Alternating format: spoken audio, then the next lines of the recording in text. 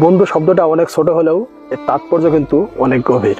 বন্ধু ছাড়া জীবনটা যেন আগেকার সেই 90 দশকের সাদা কালো সিনেমার টিভির মতন, সবই আছে কিন্তু রং নাই। এই বন্ধুরা না ভারী অদ্ভুত, মন খারাপ করার একটা সুযোগও তারা ছাড়ে না। প্রচন্ড মন খারাপ হলে আবার সেই তারাই মন ভালো করার জন্য সর্বোচ্চ চেষ্টা করতে থাকে।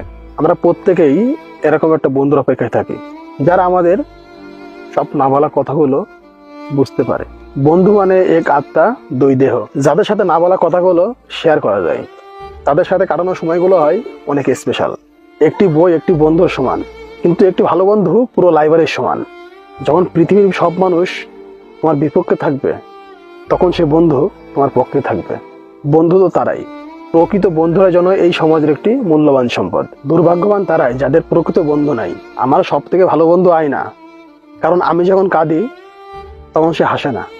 জীবনে কখনো বন্ধুকে আঘাত করো না, এমনকি ঠাট্টা করেও না, কারণ একজন বন্ধু যদি শত্রু হয় কখনো আপনার পিছ ছাড়বে না। মনে করেন আপনার প্রচণ্ড ঝড় বৃষ্টিতে আপনার একটা বিপদ হয়েছে, আপনি আপনার একজন বন্ধুকে ফোন দিয়ে বলেছেন যে বন্ধু আমার এরকম সমস্যা, তা তোকে আসতে হবে। সে যদি প্রকৃত বন্ধু হয়ে থাকে, সে ঝড় বৃষ্টি বাদলা মানবে না, আপনার কাছে ছুটে চলে আসবে আপনাকে বিপদ থেকে উদ্ধার করার জন্য। বন্ধু সকলেই হতে পারে, কিন্তু প্রকৃত বন্ধু পাওয়া ভাগ্যের বিষয়।